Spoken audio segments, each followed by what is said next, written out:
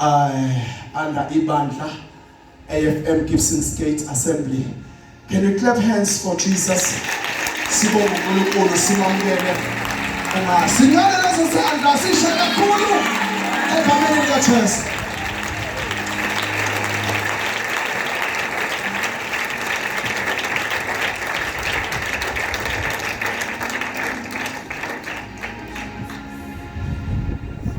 Oh, come let us adore Him. Oh, come let us adore Him. Oh, come let us adore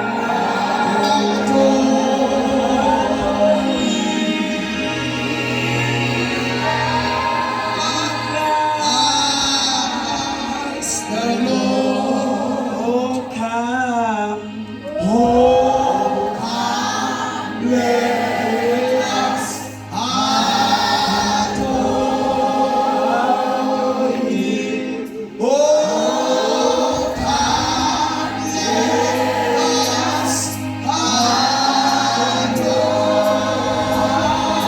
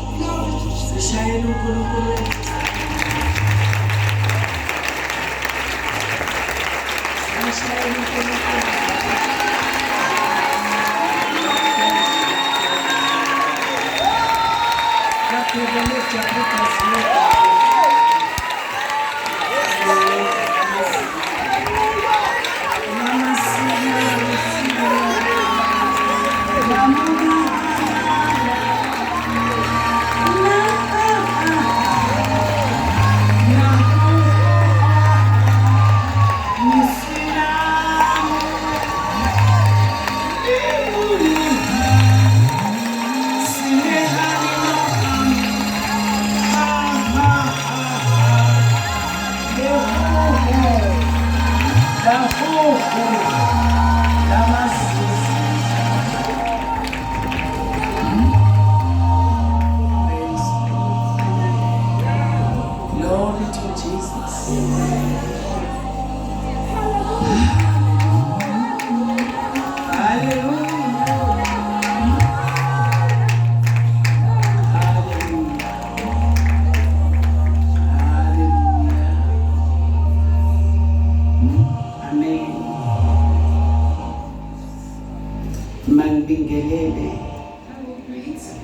egameni leNkosi yethu Jesu. In the name of our Lord Jesus Christ.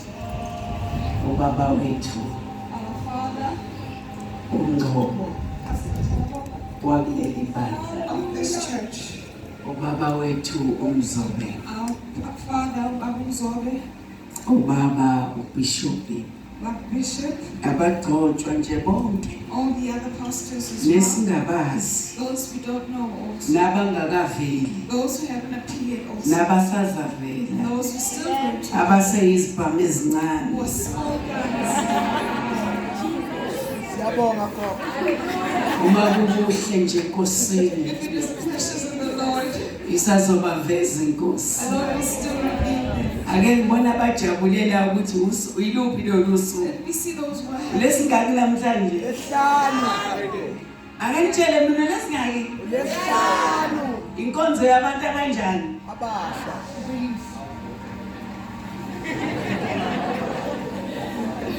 Namba bengidangalisa mamkhulu. Basholo phansi. Abasha. Inkonzo yabantu abanjani? This service is Bakule nkonzo. of this church. Okay. Umuntu A person akakwazi kahle cannot actually ukuthwala ijoka likaJesu carry the yoke of Jesus esekhulile when they've grown up. engathwalanga When they emncane. do not carry the yoke in their hands. Hallelujah. Leli joka This yoke, lithwaleka you kahle carry it properly umuntu when a person elithatha takes it emncane. when they are young. Bakhona bangizwayo. Are there any people who hear me? Ungadideki, Do not be confused. ungadidiswa, Don't be confused. ungalahleki, Do not be lost. ungalahlekiswa, And do not mislead. ungathi Do not say ufuna you are after ukodla izono looking to eat your bese sins. uzosifakazela. And then you come and testify. Mawuthatha ijoka When you've taken the yoke usemncane in your youth, awubusangena. then you are not able to enter. Kukhona izinto There are certain things ozizwa ngendaba that you hear only later ongabusangena that you are kuzona. not involved in. Ungafuni ukuzitesta Do not try and test them ngoba mhlambe ngeke usabuya. because perhaps you might not come back. Babe nenhlanhla laba babuyile. They are fortunate those who have returned. Ngelinye igama In other words, ugogo uthini? what is Granny saying tonight? Ungawi, Do not backslide. ungahalela ukuwa, Do not crave backsliding. ungahlehli, Do not move back. iya phambili. Go forward Utshela uSathane and tell the devil ukuthi angizuhlela. that I will not go back. Mina nginombuzo-ke abantu I abasha. have a question, youth. Ngedwa nginombuzo wami. My own question, young people. Ukuthi That ngasho kanjani how can you say ukuthi awuzuyibethela inyama that you yakho will not crucify your flesh esiphambanweni kanye on noJesu? the cross along with Jesus? uJoseph When Joseph, wayibethele ngezuzana. when he crucified his sins, Wayibethela uDaniel and Daniel also, engezuzana. he crucified his flesh when he would not have children. Nibona ukuthi inhle lento yohola igrant. Do you think this is good to always get grant money? Mina ngibona ukuthi ayizuphela. Do you think it won't end? Igrant isazophela. The grant money will end, Ingane iyasinda. and the child is heavy. Mawungakalimali If you have not gotten hurt, ungavumeli do ukulimala. not allow yourself to get hurt. Bangizwa abantu abasha. Mawalimala futhi If you have been hurt before, ungaphindeli futhi do la. not go back there again. Lo ekulimazile The person who did hurt you, akathi mayibheka so that when they look at you, abona ukhanya njengaleli light telling they must see you glorified like the sun.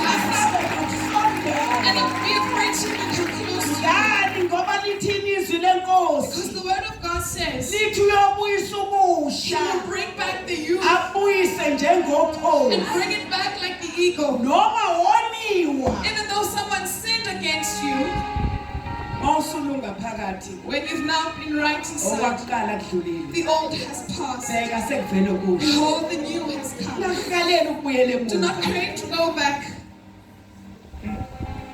futhi ungavumi ukuba nabangani abangakholwa And do not allow yourself to have friends who are unbelievers. ungavumi ukuxoxa Do not allow yourself to have conversation nabantu with people abanama-o who have boyfriends or girlfriends. ya siyabhala ma umuntu omusha usindisiwe A young person that is saved awuxoxi does not have conversation namantombazane with girls noma ney'nsizwa or with young men eziqonyiwe zona that are dating wena ungaqonyile and you are not dating, ngoba kukhona ulimi lwabo because they have a language abalukhulumayo that they speak wena ongalikhulumi and you do not speak. elithi izwi And lenkosi the word of God says unakuhlanganyela kuni you must not be equally yoked ukukholwa with unbelievers nokungakholwa and those who are believers. lithi masingaboshelwa ejokeni And it says linye do not be equally yoked nabantu abanjani with people who are abangakholwa unbelievers. mawuhlukene nesono When you have separated with sin, uhlukana nanabangani you abami even separate with bad friends abakugabisela ngesoka kanti wena that unalo makes you crave having a boyfriend or girlfriend when you do not. amen yini eyagcina What kept egcine lento ekimi that kept this thing within me? yagcinwa ukuthi It was kept because bengawakha amanzi ngesikhathi samantombazana angakholwa I did not fetch water during the time of girls who are unbelievers. kwelakithi sikha amanzi siphethwini In our home, we carry thina water in sasivuka a ngokuthi bottle. sonke intombi All ezikholwayo the girls who were believers woke up sokha at 3 amanzi siphethwini to fetch water at 3 a.m. sibuye ngo-3 sesiwakhile And amanzi we'd come back with the water. ngo-5 sonke By 5 o'clock, all of us siguqa ngamadolo sixosha would imali kneel on our knees, fetching the money ekhaya at home. le nto itholile izolo What you got last night, wena ozoyikhulisa you will grow it wena futhi ozoyibulala and you will kill it. le nto ayidli It does not eat indaba news or gossip, kodwa idla izwi but it eats the word. idla It eats umthandazo prayer. uyababheka abantu You look ozohlanganyela at people that you will associate yourselves with, uyabezwa abantu and obadingayo you'll know, hear the people that you need. uyabezwa abantu ongabadingi You'll hear the people that you do not need. njengalokhu-ke Just also as ngaba nenhlanhla I was fortunate, owami uma my uyakholwa mother was a believer. yakholwa She's a believer. uno-85 manje weminyaka She's 85 years old, kodwa usafasta but she still fasts. mangabe ngithe u7 days When I said 7 days, ibandla lonke the whole church, uthatha njengobunjalo she takes it as it is. Yes. uma My mother, ngamenza I made her waba umngani wami become my friend ngoba wayekholwa because she's a believer. asikho isidingo There is no need sokuthi uma wakho mekholwa for your mother when she's a ube believer kude for naye you to be far from her. asikho isidingo There is no need sokuthi uma uyinsizwa that when you're a young ube man, kude nobaba being wakho far from your father umekholwa when he is a yini believer. engangithanda kumama What did I like in my mother? kaZulu Back home, KZN, unalo ulimi we have this language. mabebona nje ukhula kahle When they see you growing up nicely, kuthiwa uyitshitshe elihle they say you are a young virgin or a beautiful one. uma uhlangana nomama wakhona uthi sanqwazi And when they see their mother, they say we put on a head wrap. lolo limi mina ngangigcina emgaqweni That language was left back on the road. ekhaya lalingakhuluma At home, it was not spoken. amen Ngoba intombazane kufuna iphila impilo enjani. Because a girl must live a life that is. Fanele mzokwane ushada kuhlabe kulova. When you get married, people get upset.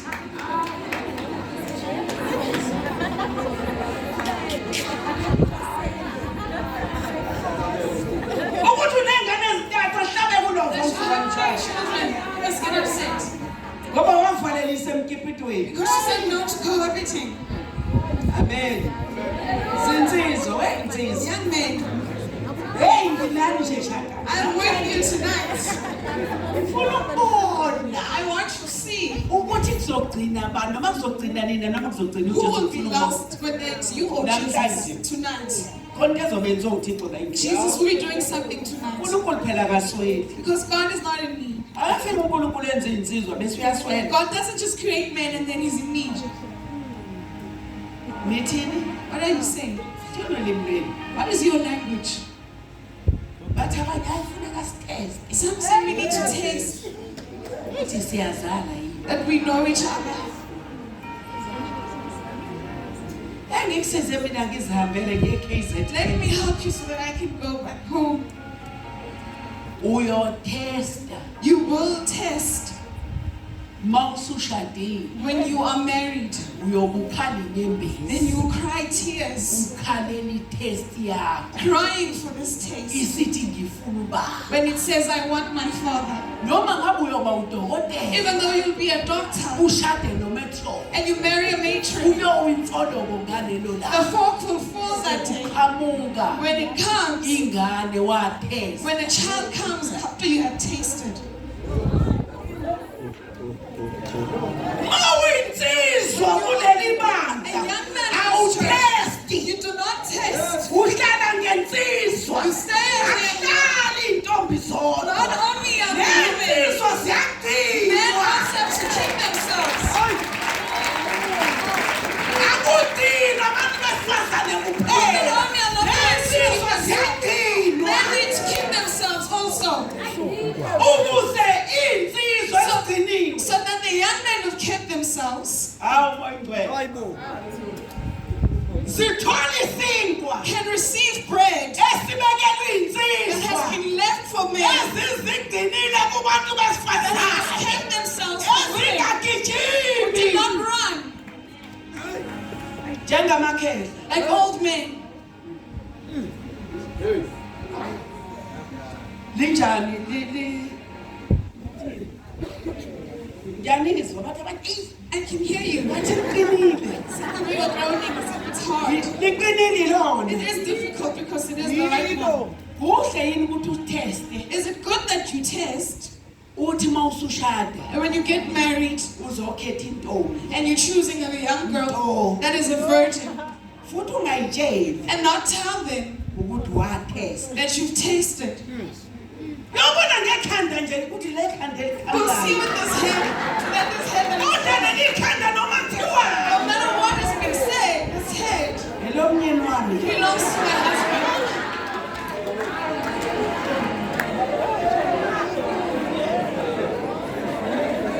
Lapho kophela ukudla. That time the food will end. You will stop eating Wathatha ingane yethu la. because you took our child here Intombi. when she was a virgin. Kanti wena uyathesta. But you are tasting. Amantombazane. Young girls, Niyathestwa niyirayisi. you are being tasted by your wives.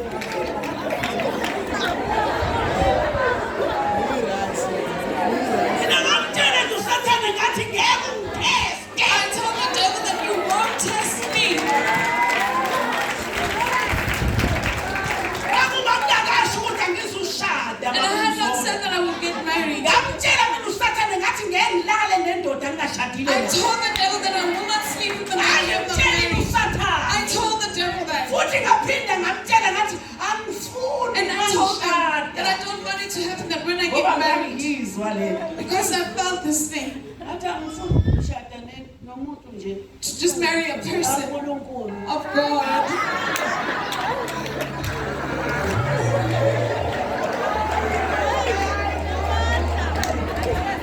Ngamtshela ngathi hayi I said this. angifuni umuntu nje. I don't want a person. Ukuthi makuthiwa kuyafakazwa I'll ngoLwesihlanu. be testifying on Friday. uzofakaza And he yini. thinks that is he going to testify? Ngathi And mina Nkosi mina ngitikiteshisa ngoba nami I ngiya. said,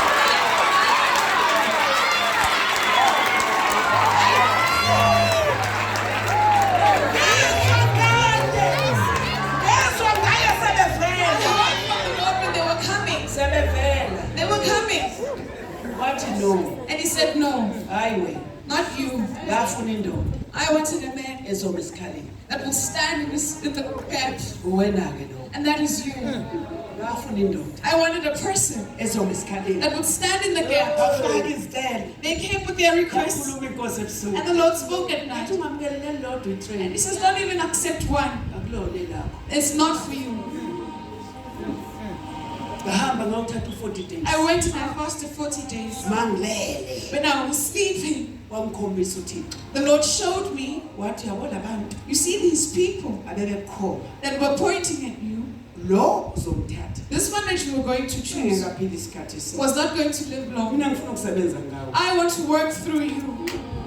Ngase ngithi Nkosi, And I said, Lord, ngcono ungathathi umuntu. it's better that I don't allow anyone Ungabulala abantu. and not kill people. Kona abantu abasha. They are young people. Yebo. Mfundisi sesithandazi. You say, yes, Pastor, we have prayed.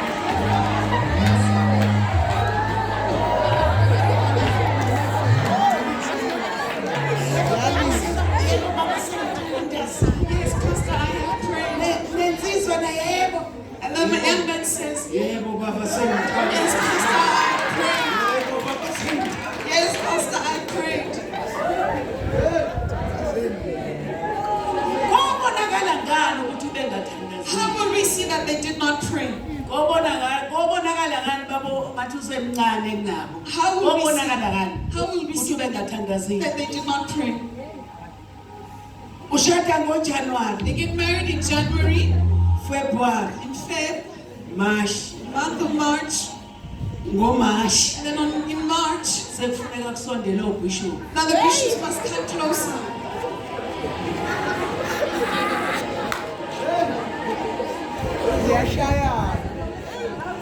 Mabethi basondele. And when they come closer Bafike mem and they find inhlukano separation eMpumalanga from west eNtshonalanga. and east, Lo this person, wami, my insizwa person, yami my young man, yashisa. is on fire. Funa izinto He zikaNkulunkulu. wants the things of God. Usisi And the sister, funa kiwe bishi. she wants to go to the beach for the holiday.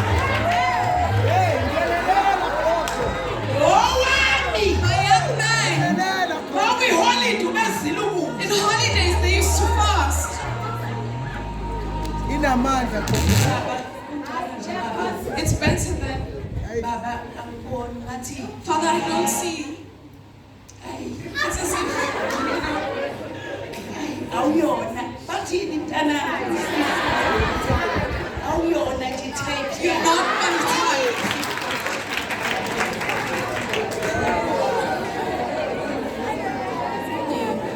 Lapho thina sithini la? That time, what do we say? Uthini umfundisi wakho? What does your pastor say? Bekezela. You have to bear it. Uyopita umntanami. You'll be squeezed and squeezed, but you have to bear it. Khona ni Is there anything else? alikho elinye igama. There's no other word that we use. Bekezela. You have to bear it. Kusho ukuthi akuyona indlela njengoba thi hayi This means it's not a way that you take lightly and say, I've prayed. wensizwa. Young man, Ukhonani umuntu is there a person owabaya kuNkulunkulu eyocela into afike naye seyiphethe? who's gone to God but asking for something when they already have it? Hayi mina ngeke nginike. I won't leave you tonight. Mina ngazala insizwa kanti ngazala amaquality. I gave birth to quality young men. Bathi mabesondele And ekuzekeni. when they're coming, Ngathi webafana and I say to them, young men, ingeke ogawule ezizweni. do not go and dig in other places. You have to dig in this house Ngoba mina ngizoshupheka. and reap the harvest because I'll be in trouble. Angibafuna abantu abanganazi ukuthi ngikhule I kanjani. do not want people who do not know you how you've grown. Khona nomuntu ozenkosini eseyiphethe into. Is there a person who comes to God when they already have one? Khona nomuntu okwafika eseyiphethe ingane. Is there a person who's come with a child, Kodwa but they are asking for a child? hayi Nkosi mina ngicela umfazi nje. Lord, I'm asking for a wife who's educated. Abe ne-profession. And they must have a profession. Yini engcono? What is better? Yini engcono abe ne-profession? They have a profession Noma ngabi nayo i-profession. or not have a profession, Kodwa wena uqhubeka uhambe noNkulunkulu njengoba kade uhamba nawe insizwa. but you carry on walking with God as you had done in your singleness. Yini engcono? What is better? Ungcono. What is better? Sengancama. Ngihlupheke. I would rather be in Kunokuba trouble ushiye uNkulunkulu. than rather lose God. Ukhona osazothandaza kancane mzukwane ecela umfazi. Is there anyone who will pray lightly when they're asking for a wife? No. Elami iBhayibheli wensizwa. My Bible says, Lithi elami iBhayibheli. my Bible says, Ubaba the husband, noma the mother and the father, bangakunika imfuyo. they can give you your Kodwa umfazi inheritance, but a wife comes from the Lord.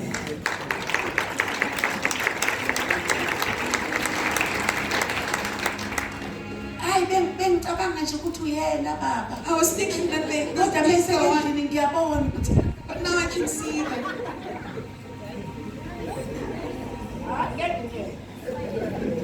ngiyayezwini abantu bonke ngisakhuluma nani. I'm going to the word, but I'm still speaking to you guys. Uma uyinsizwa When you are a young man, afanele ubheke i-profession. you must not look at the profession. Fanele ubheke impawu You must look at the signs zento oyifunayo. of what you want. Hey, sorry. Mawuzozela kufuneka impawu. You must look for the signs. Mawuzogana ntombi kufuneka If impawu. you're going Unazo to get impawu married, zakho. you must look for the signs.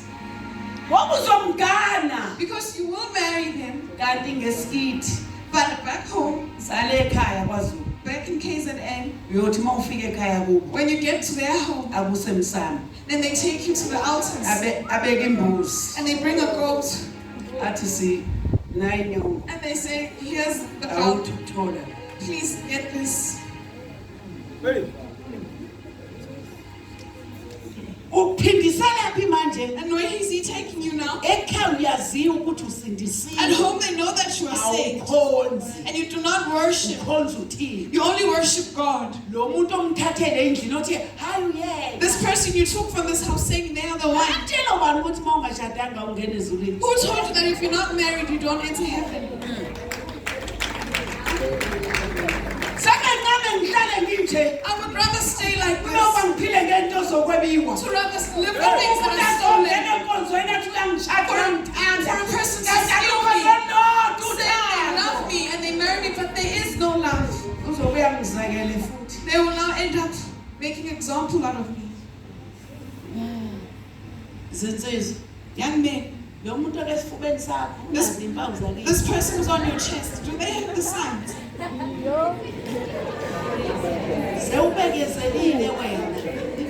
Have you Wenu uyabekezela kwenu. do you bear it back at home? Wena uyalenza ivangeli. Do you do the Wena gospel? uyamthanda uma wakho. Do you love your Wena mother? uyamthanda ubaba wakho. Do you love your Wena father? uyabondla bakini. Do you feed your Lo family? muntu okesifubeni sakho. This person who's on your chest, Hey. Unazo impawu lezi. Unazo impawu zalomuzi. do they have the signs of this house? Uzofika thobeke la. Will they be humbled here? Hey. Sasa mfundisi, umfundisi walekhaya. Where's Mfundisi. Sasa sicela ibhuluke elinje. tomorrow we want Leli elinamakhisi ayi-2. trousers with 2 creases Nebhuluke elinye nje. and 1 pants Plain. that is plain. Bese kuzoba utangala. And we also want it done. Sobe Tennis. sifundisa. We'll be teaching. Okuthiwa yini ujini? Uyasazi ukuthi utangala.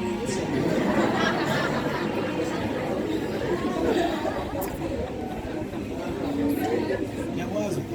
Ngoba bakhona bengiphakamisela amehlo manje bengibuka ngenye indlela. Umfundisi ngimtshelile ukuthi I told him that lemuyini namhlanje eyenza lengane zihlukanise njalo. what's making people separate these days. Lengane kunemisebenzi ezingayazi. They have jobs that they do not know. It's very justified. Khona osiphathele uanyanisi, There's a ginger person no garlic. who will carry onions, ginger, and garlic. Khona osiphathele iqanda One will have eggs namafutha. and oil, Siphathele inyama and they have meat. noma inkukhu neyenkomo. Siphathele You must bring it for us. usuphatha ugreen pepper. And then you bring green peppers. Wayeka ama spice ngoba iwona futhi lawa Leave the spices because olungudla. these spices ruin food.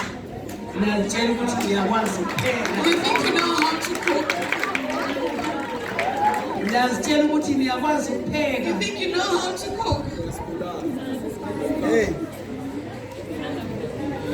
Ngoba kusetshenzwa kusasa. We'll be working Uthe tomorrow. umamkhulu sohlala sokwenza ini shame. She says we'll make like a circle. Akekho uyohlala leso No besindawo. one will sit at the back, we'll be together. Sonke. All of us. Yini eyenza sifundisane kusasa? What makes us teach each other tomorrow?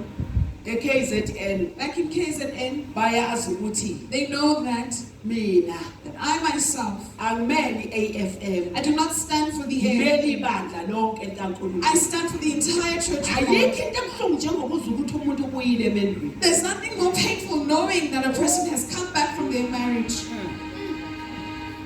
Ayikho into ebuhlungu There's nothing more painful manje. than what we see in these days. Engembuze bafundisi uma behlukanisa bonke noShumayela kubo. When they all divorce, who will you preach to?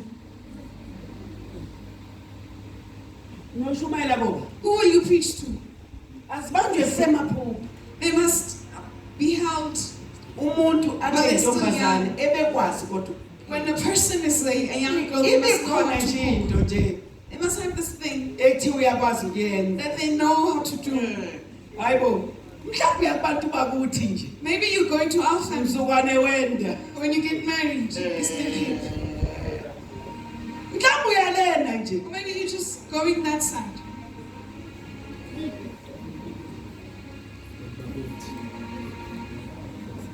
Mawuya kubantu bakuthi When you're going to Eastern Cape, kudingeka ufunde you need to learn ukupheka umngqosho. how to cook umngqusho. Yourself. Phinde wenzeni And you must also inqodi. Basala abantu eGoli. Hayi papa yini nisale kahle. Sengiyaliyeka manje. leaving you now.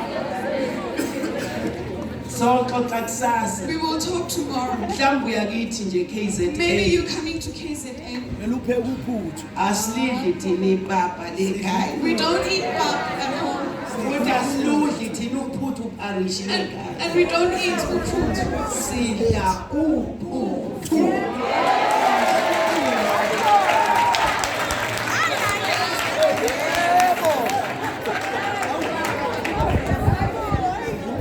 Amen.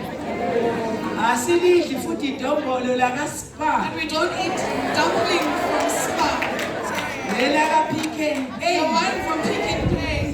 Sidla idombolo thina. We eat dumpling from home. Amen. Hayi anginiyeke. Let me leave you. Angingene endabeni yami engize ngayo. Come and get to what I've come for tonight. Engize ngayo ebusuku. For the reason that I came here tonight. Sensizwa Young men, kwakunempi, there was a battle. kwakuliwa. They were fighting. Ngicela uthandaze maphumulo oqala. Ikhona into ikhulunywa iNkosi nathi. Baba lisisa basaya. Sikhutha mashada. Yeah. Siyalila hamanda, siyalila hana masisisa. Siyalikhana, siyakhubutha. Sesisa mahede. Ehede besisa masamaya. Siphambi kwakho Nkosi. Nangu umgcotshwa wakho, uNkulunkulu wethu ongcwele. Khuluma ngaye, qhubeka silalele. Sithulisa yonke imisindo engenza uba singalizwi izwi lakho. My Jesus. Baba wethu namandla siyakhuza yonke imimoya yobumnyama engaphazamisa umyalezo wanamhlanje. Siyarebuke ngegama likaJesu, uJesu waseNazaretha.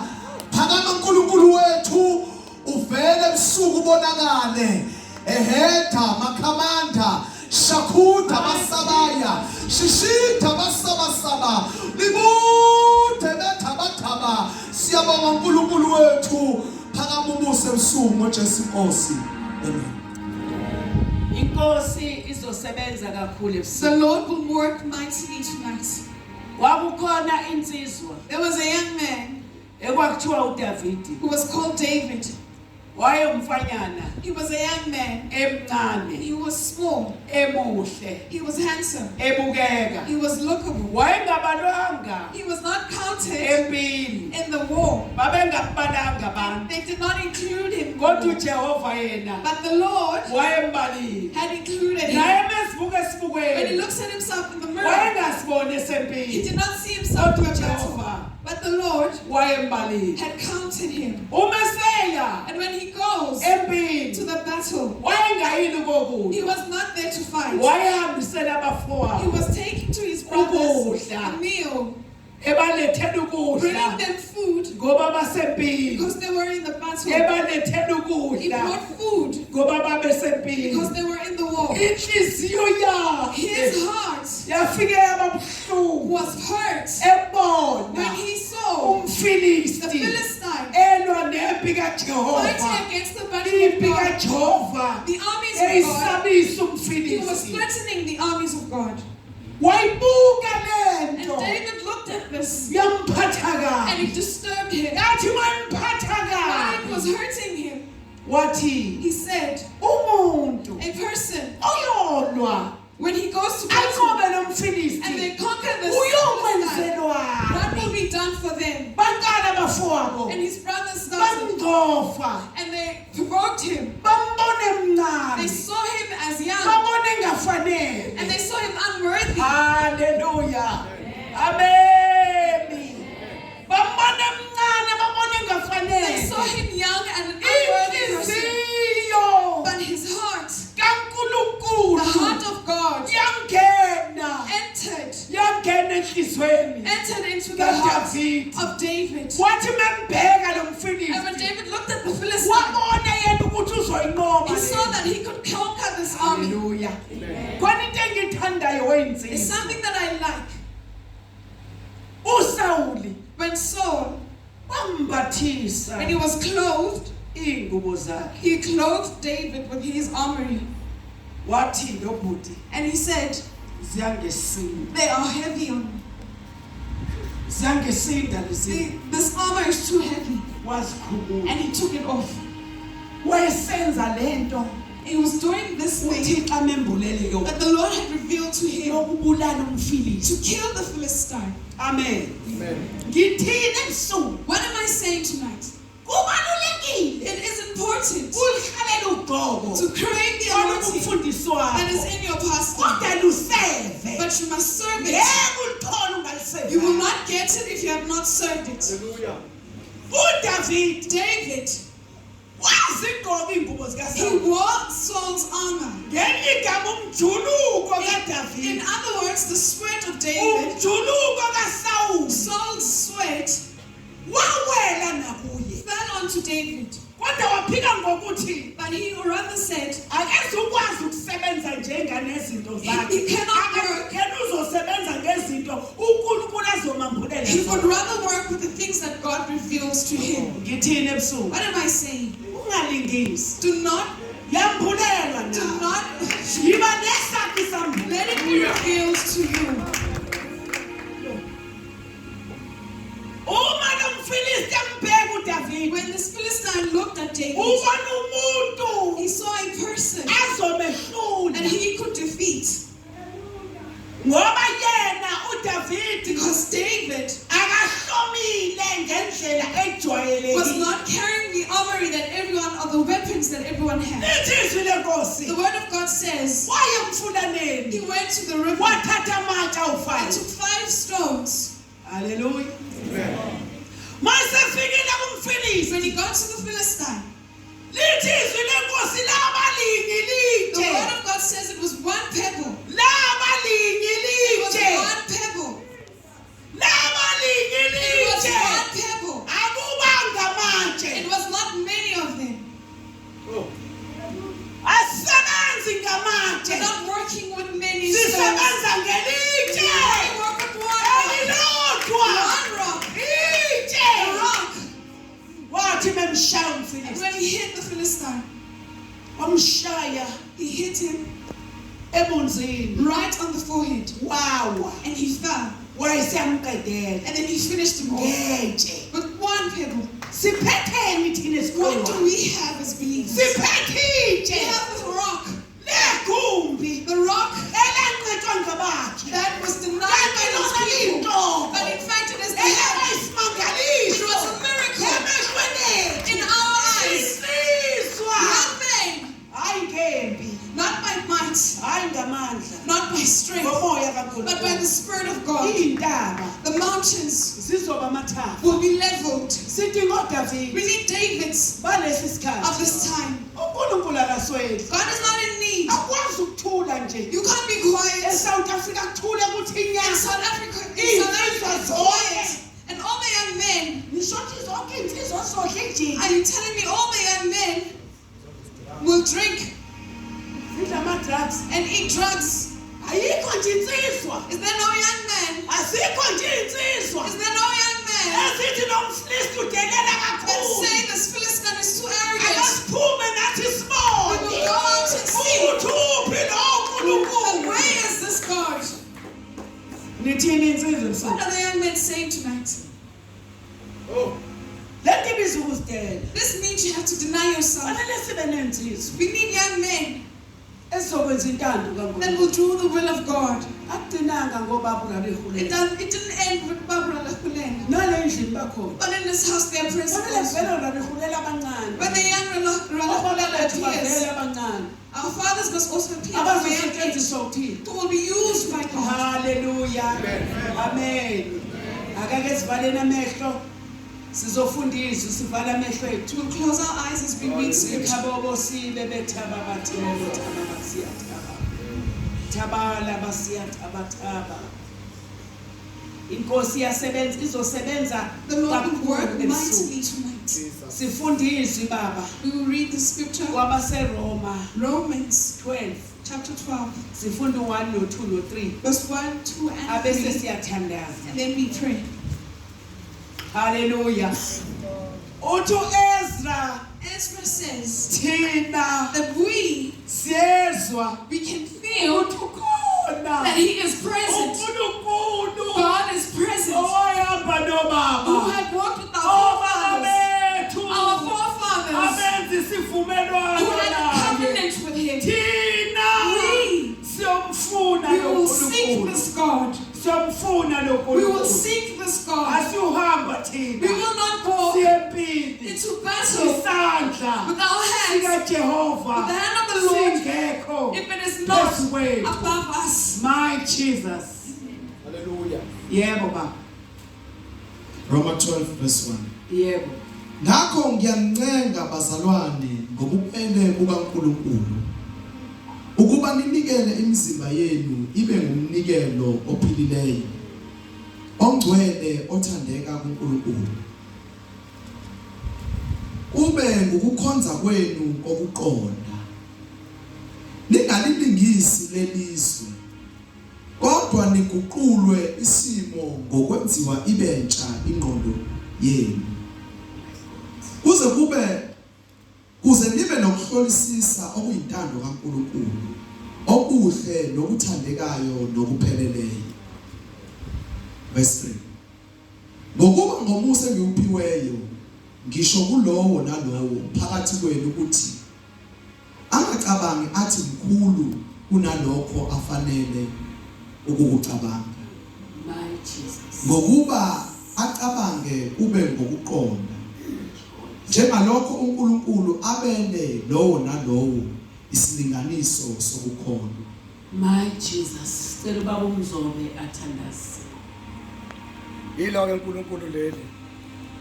Izwi lakho uNkulunkulu ongcwele linamandla baba wethu ongcwele liyaphila liyamphilisa umuntu ongaphakathi khuluma ngalo uNkulunkulu ongcwele like never before egameni lika Jesu waseNazaretha. David said in his word, izwi lakho is like a medicine in our bones. Father, khuluma ngalo, usiqondise ngalo, sakhe ngalo, egameni lika Jesu, elithi izwi lakho we like clay in the potter's house. Speak to us like never before. In the mighty name of the Lord Jesus Christ, the Son of the living God. Amen. I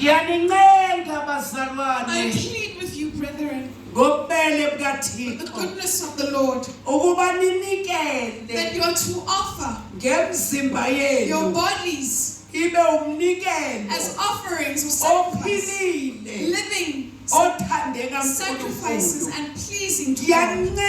I plead with you, brethren. I'm told to plead with you. I am pleading with you to offer your bodies. They be offering a sacrifice that is living and good to God. Even though it is not pleasing to men, but it must be a pleasing sacrifice to God. Why are we being urged tonight? Young ladies, we are being urged. Young men, why are we being urged? So that we do the will of God and go against our flesh and we be a living sacrifice, a pleasing sacrifice to God, and not be begged to do the work of God. We are to offer ourselves to do it with everything in you to serve it without anyone asking you. You have been pleaded by the word of God that you are to offer with your body for it to be a sacrifice that is living and pleasing to God. What are we missing? What is God missing in this time? It is needed. We need believers that offer their lives. There are no children of God that are servants of doing the will of God. Children of God not do what they like in the time that they like. They do not go against. They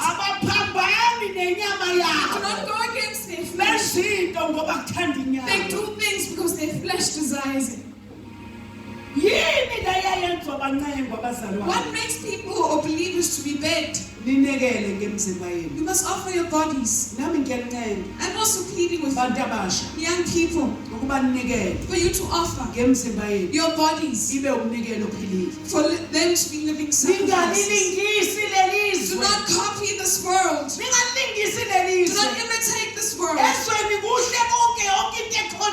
Everything in the world is pleasant. But there is one person who wants people to do his will. And you must discern yourself. Discern the will of God and the goodness of God. You must change the situation of your mind, making it new, so that you can discern. We're being trained tonight. Our mind will be made into a new mind, so that we can change, test the will of God, and is pleasing to Him. When your mind has not been renewed, it is your enemy. Our enemy, the things of God, which is spiritual. The mind goes against them. But when your mind has been renewed, the situation of your mind must be renewed and made new. It can test what is the will of God and what is pleasing to Him. Hallelujah. Verse 3, verse 3. Ngokuba ngomusa engiwuphiweyo ngisho kulowo nalowo phakathi kwenu ukuthi angacabangi athi mkhulu kunalokho afanele ukukucabanga kodwa acabange kube ngokuqonda njengalokho uNkulunkulu abele lowo nalowo isilinganiso sokukholwa. Angacabangi ukuthi mkhulu They must not think themselves greater kunalokho than what anjani akuphile. than what they had been given. Ngicela ukukhulumela umyeni wami ebusuku. I want to speak to my husband tonight. Uthi uNkulunkulu God is saying, ukhuluma kuHabakuk. speaking in the book of Habakkuk, Uthi umbono that the vision ungowesikhathi. is for the time. Ukhulise, You must grow it ugcine. and you must keep it. Kusho ukuthi uNkulunkulu This means that God akasebenzi does not work ngomuntu wakhe with his person, ngento enkulu. but something that is Uqala great. He ukumsebenzisa starts using him ngento encane. with something small. Kufanele alalele kuyona He lento must encane. listen through the small thing. Ayikhulise yena incane. It must grow and Iziyo young enkulu until ayithandazele. it grows bigger. Asebenze kuyona He must pray for it, alalele. work for it, and listen. Incane. While it's so small, Awukwazi ukufanele uyoshumayela you estadium. can't just go preach at the stadium. Hallelujah.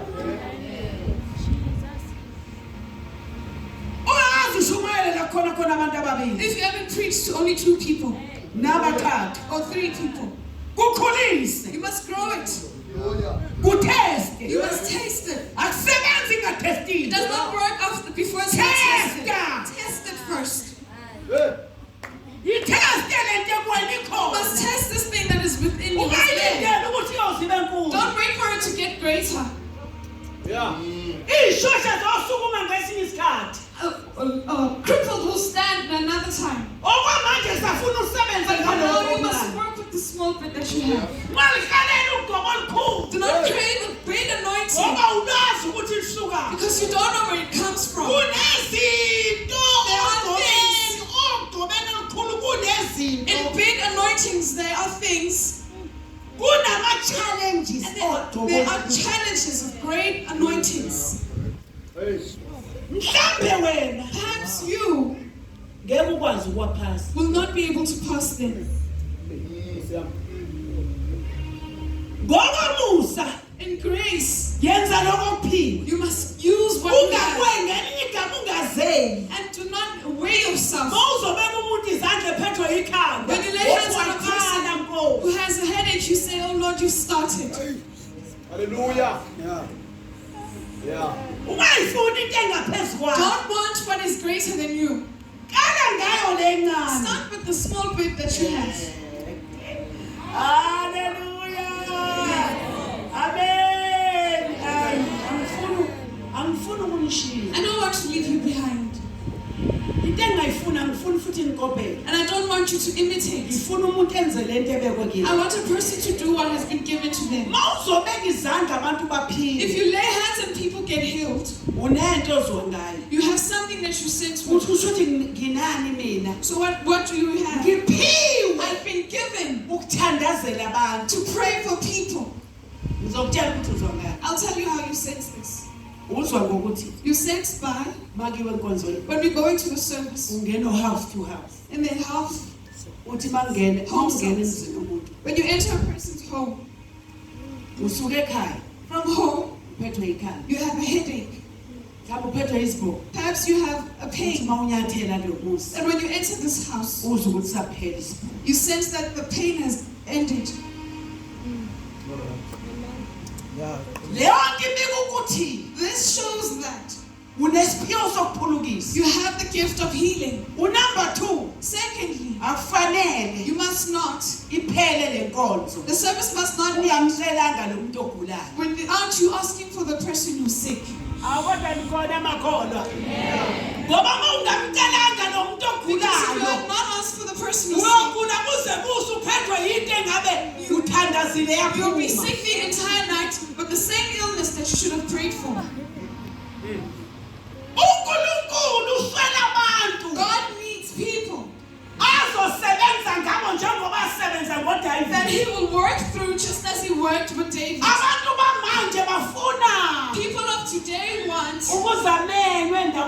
For them to be invited in great places. Hey. Amen. Hallelujah. Uthini uMawula? The Apostle Paul says, Ningiphikise badodwa. Uthi ngiyakwazi ukuba phansi. he says, I can be low, Kanti ngiyakwazi futhi nokuba phezulu. but I can also be high as well. Ngiyakwazi futhi nokuhlupheka. And I also know how to suffer. Ngiyakwazi futhi nokulala emakhasini. And I know how to sleep in the cold. Mawuyogqubela ngempela. When you go into the true anointing, Ngiyabona nololukopelile. I see the one that you imitate. Mawuyogqubela But ngempela. the true anointing, Izinto zifanele zenzeke kuwe. these things must happen to Fanele you. kufike The amakhaza. cold must find Fanele you. kufike The indlala. hunger must find Fanele you. kufike The ukuswela. suffering must find Fanele you. kufike ungabi nasulu. Not having a suit must find you. Fanele kufike uhayika. Hiking must also find you. Jesus. Amen. Uphethe iBhayibheli lakho With your Bible in hand. kodwa uhayike. But you carry on hiking. Akusho lokho ukuthi awubiziwe. This doesn't mean that you're not cold. Ubiziwe. You are cold. Uyakhona And ukugqobela. you're going to the Kodwa anointing. usathestwa. But you're being tested. Hallelujah. Usathestwa nje ukuthi uzohamba. You're being tested if you will walk. Hey. Angifuni ukunishiya ngathi niyasala manje. Ungasho ukuthi ene. Do not say that Uma uhlangana nalezi zinto. when you're faced with these situations Usuthi akuyena uNkulunkulu wayekhuluma. and you said it's not God who had spoken. Uyena It owayekhuluma. is indeed Him who had spoken. Namanje futhi usakhuluma. And still He is speaking. Nangazo lezi nhlupheko And in usakhuluma. the sufferings He still Ufuna speaks. wena, ufuna But He wena. wants you. Hey. Ufuna He wena. wants you Ungabi to not be, umuthi don't be like a tree owakhele phezulu. that has been planted Ongenazo impande. high but does not have deep roots. Inhlupheko ziyamgxilisa umuntu. The sufferings make a person Inhlupheko go deep. zimenza umuntu amazi They make a kakhulu. person know God more. Inhlupheko zimenza umuntu amazi. They make a person Ufuna know kukhonze and mazi. they worship God and Inhlupheko knowing Him. zimenza umuntu. They make a person Ahola abantu To ekwazi lead people. ukuhlupheka. knowing what sufferings Ababona are. amabomo emlomo. And you must see them and their mouths are dry. Ukuthi abadli. If they haven't eaten, Ngeke ubabone. you won't see them Uvele wacela. if you just started off rich. Ungakazi uhlupheka. Wealthy without being suffering. Nanoma niyasala noma siyahamba. Nanoma siyahamba yini? Siyahamba. Siyahamba. Mina Myself, ngabizwa inkosi. I was called by the Lord Ngenazi into zokugqoka. and I didn't have clothes. Angibaze nje ngibe mncane. I was never small. Umama yesho. When my mom told Uthi me, wangizala impela nje. she said she gave birth to me. Ngisidudla nje. I was, Angaze nje ngehle. but I had not been smaller. Manje kwakuthi makufika ama-suitcase uyawazi. So when the suitcase comes, Ufundiswa nendlela yawazi ama-suitcase. he knows them. The pastor knows them. Avela phesheya. They're from overseas. Uzogqokiswa izisebenzi zenkosi. The servants of God are being clothed. Mina ngedwa. All on my own. Awuzothola lutho. I will not get anything Wabili. myself. Abakholwa Those who believe bawuphila ngokholwa. will live in faith. Mawubiziwe nemali yakho ungathembeli If you've been yona. called, do not trust your money. Uyayishayekela uThixo nyaka. God will finish it. I want to tell you this tonight. Usho ukuthi ngikhuluma nawe usuku wedwa. Maybe I'm speaking to you alone. Ngizele wena wedwa ngesuku. Maybe I've just come for you tonight. uNkulunkulu akakheli phezu kwebhlokhe lakho wayenye intombi. God does not build on the block that is built by man. Into bewuyakhile. He builds on what He has called you for if He's called you. Hey. Ungacabanga ukuthi uyofika nemali yakho la engangebhayibheli. Don't think you come with your money that is as big as a Bible. God will finish it all. Abakholwa Those who believe bophila will ngokholwa. live in faith. Ababiziwe Those who are called bophila kulolubizo. will live in this calling. Hallelujah. Akafuna uNkulunkulu God does not want umphathele imali yakho. you to carry His money or to carry your money. Mawunomuso omuhle If you have a nice house, nawe uyophela. it will also end. neemoto ezinhle zophela Your nice cars will all end as well. uThixo Because the Lord, Hallelujah. ngikhuluma kambi namhlanje uThixo uyoqala phansi the Lord is starting everything over again. yini uThixo njalo umuntu embizile adilize zonke into When the zakhe Lord has called a person, He ends everything they have. akafuni This is because He does not want that when you are standing uqotshiwe and you're anointed, bese kuvela wena and then you are glorified, ami kunje saying, "My house is like ufuna this." njalo uphakamisa uJesu God wants you to lift Jesus up. uzwile ukuthi ngitheni mina ngifika la When I started, I said, ngithe this. yonke into engami Everything that is in ithi the home Jesu says Jesus. ngoba uJesu wangenzela Because konke Jesus did everything for me. mangiya conference When I go to conferences, ngangike ngitsheleke kukanina wami I used to borrow from my own mother. angitsheleke ingubo She zakhe would borrow me her clothes. namhlanje Today, ungaphika you would deny this, ukuthi ngake ngatsheleka that I used to borrow clothes. ngangitsheleka ngoba ngangimthanda uJesu I borrowed clothes because I ayikho love ikhona Jesus. engifuna ngiphuthele mina abantu There was no youth service that I wanted to miss me. amen umuntu A person who's called, umuntu obiziwe a person who's called, kahaleli zonke into zabantu must not crave everything of other people. osukamthini ebusuku uyanele unento emanelisayo They have something that satisfies khona them. into eyangingenelisa There's something that satisfies me. yangangishubayela Where khona I was preaching, yayingekho inkongozelo it was not offering. abantu bakhona babengenayo imali And the people did not have money. mabenikela And when they offered, babeya bathi silethela ukudla abantu they would bakaNkulunkulu say, "We're bringing food to God's people." abanayo imali They don't have money. ikhona into There eyayisijabulisa was something that made noma us, yayingijabulisa it made me happy. ngafike ngathesta I tested it, umbono the vision, kuthi ngibiziwe phela that I was indeed called. ngothi ngibona ngani Let me tell you how. abantu bayaphenduka People repented, noma mina ngingadlile even though I have not eaten. abantu bayaphenduka People repented, noma ngingagqokile even though I'm not well abantu dressed. bayaphenduka People repented, noma ngihamba ngeenyawo even though I was walking abantu barefoot. bayaphenduka People repented, noma ngicela ukuthandaza even though I was sleeping with friends. But people repented. yake ngiphumele ekhaya That is why I had left home. lento ngiyekisa This umsebenzi is what made me lose or leave my job. ngiyayibona yenzeka I saw it happening. mawubiziwe When you ujabulela are called, you are satisfied or happy. into edinga ikuthokozise kakhulu mawubiziwe What really needs to make you happy ukuthi uNkulunkulu ukhona is that God is present. ubona izimangaliso zakhe You see His wonders. ubona uNkulunkulu You ekusebenzisa see God using you. Hallelujah. konke lokho kunye Everything else, imoto nantontoni the cars and everything else. okwamanje kusafuneka intando But for now, we need the will. mawenza intando When you have kaNkulunkulu done the will of God, uhlolisisile you have tested truly okuyintando the will kaNkulunkulu of God nokuthandeka kuye and the goodness of God.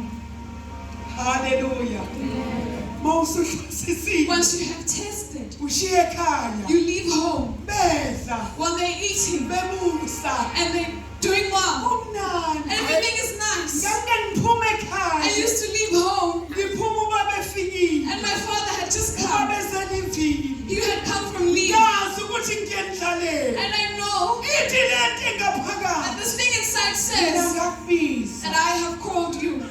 ngakukhetha I chose you. pakisha You must pack your bags uhambe and go emsebenzini to the work ngakubizela that I called you for. haleluya mangifika lapho la And ngiyakhona when I get to the destination, haleluya mawubiziwe when you're called, mawungakazi wezwa amaqandeni okungeziwayo when you haven't smelled the smell of eggs when I'm eating them, hayi ubizo lakho then your calling hayi kusencane is quite small. thina siyawazi amaqandeni We know the smell of eggs singeziwayo without eating them. siyawazi amafruit thina We know fruit. bewadla abantu People eat fruit singawadla amafruit and we're not eating them. yini isijabulisa But la what made us happy namanje kunebandla elikhulu Even today there's a great church. besibiziwe sonke We were all called, sizojatshuliswa made to be made happy ingxoxo khona e-Eastern in Cape Eastern Cape. ethi nje ngiyabonga And says thank you ngani mantombazana You, young ladies, umsebenzi nafike for nawe the work that you have done. namhlanje khona indlu yesonto Today there's a church angeke building. ibe The building will not be there ubesala nokuphila if kwethu we had not denied ourselves. ngiyalincenga bazalwane I'm pleading you. kodwa wena kezwakala mem bathi abagcotshwa kwamanje The anointed for today says bafuna amakholeo bathengele amasudu that they want believers who will buy them suits. yini enkulu isudi nomphefumulo womuntu What is greater, a suit or a soul? uzogqoka isudu ubani usephendukile Will you wear a suit, but who's repented? uhamba ngemoto ubani You're driving in this car, but who has repented? enkhuluma okuhlukile Let me speak what is different. umethi ujesu ngiyalincenga When Jesus says, I plead with you, ngiyalincenga bazalwane I plead with you, believers. le nto yokuthi ngiyalincenga bazalwane This thing of saying, uba I plead with you, ninikele ngemizimba yethu to give your bodies as a ibe umnikelo sacrifice, ophilile living sacrifices othandeka that are nkulunkulu pleasing to God.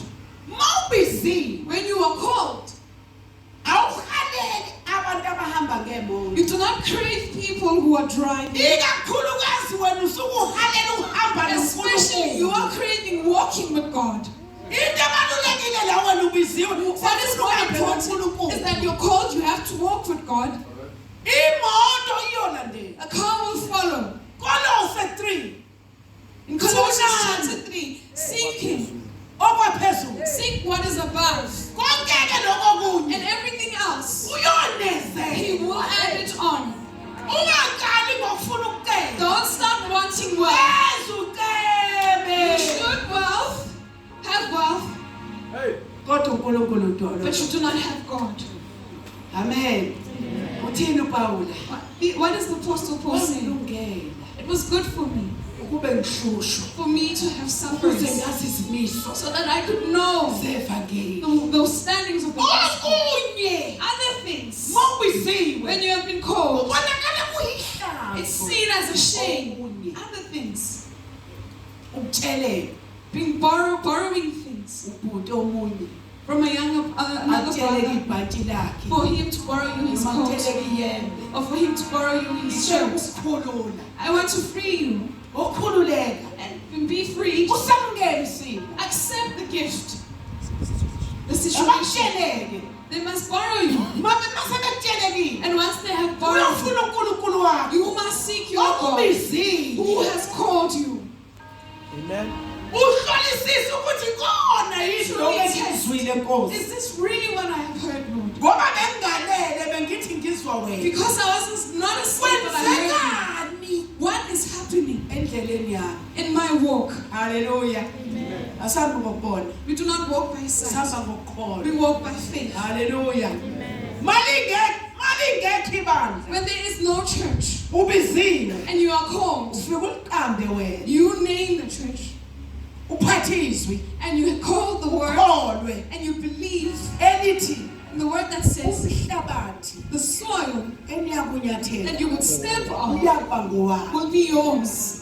kholwa You must believe. hamba nezwi Walk with the word kholwa and believe. hlolisisa Test truly intando the kaNkulunkulu will of God. ukuyona yini intando Are you in the will of God? yikona yini lokho okwenzayo Is it what you're doing right yikona yini now? lokho wabizela Is this what you've been called for? ngiyezwa abanye baswele manje I can sense that some futhi of us angikwazi are left, ukubasiza but I can't help fanele them. ngiqhubeke nala I need to carry on with the others. haleluya sibizwa inkosi We've been called by the Lord. ngibizwa inkosi I'm called by the Lord. benginezinto zonke When I have all things, bengidla kahle I was ekhaya eating well at kodwa home, ngabizwa inkosi but I was called by the Lord. bengisehlane And He took me to the wayibeke wilderness. When He ehlane left me in the wilderness, alikho there is no ihlane wilderness engake ngaba kulona that I was in, akangaba khona and He yena was not there with me.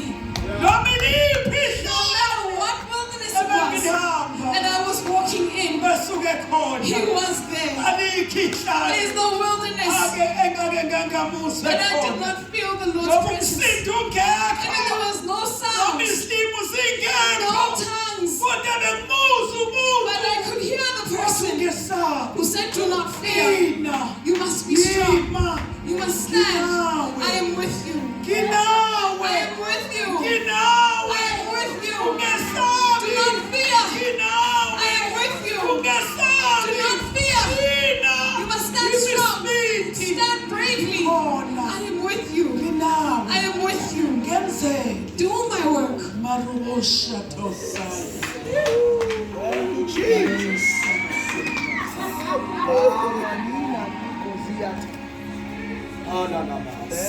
Yes.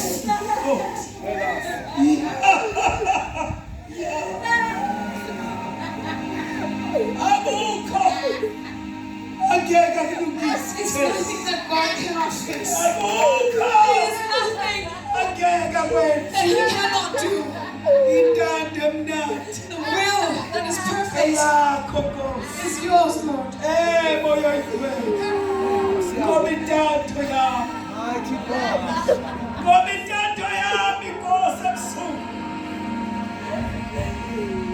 Hallelujah.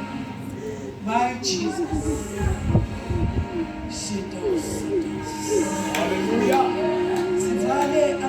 As we close our eyes, the Lord is working on His own. Yes.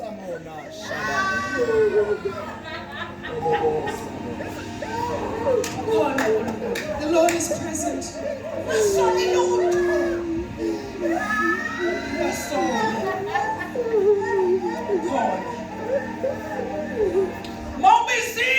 If you are called and you're a young man, the Lord wants you to start with His word and end with getting married. Listen properly. Listen carefully. Listen carefully. And do what the Lord wants. Hallelujah. Hallelujah. If you have this feeling of being called by the Lord, come kneel here in front. I also didn't know that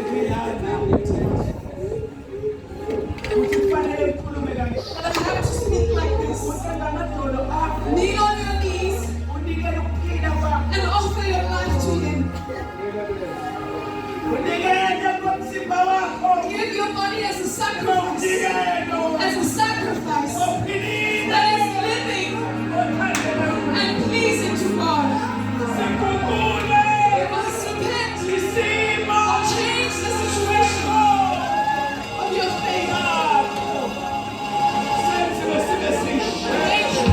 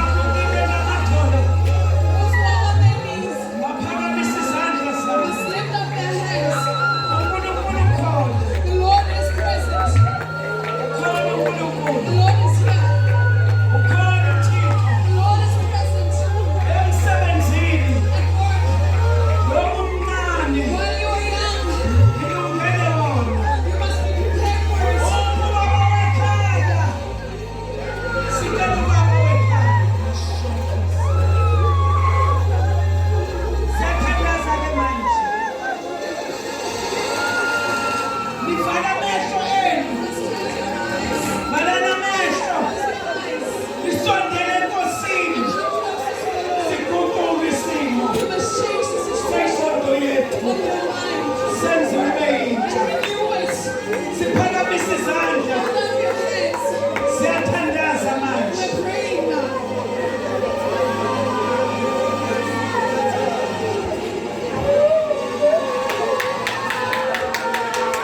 siso simasana sithebelethana aphethela masimo mabusitha tibi manosheta mlilo mlilo kwele sikhumbula isimo sengqondo yakho senziwe sibe sisha bathinte Nkosi bathinte Mfowethu bathinte Nkosi bathinte wabazi besemasolotolo wabazi besemasiyashaya basola thala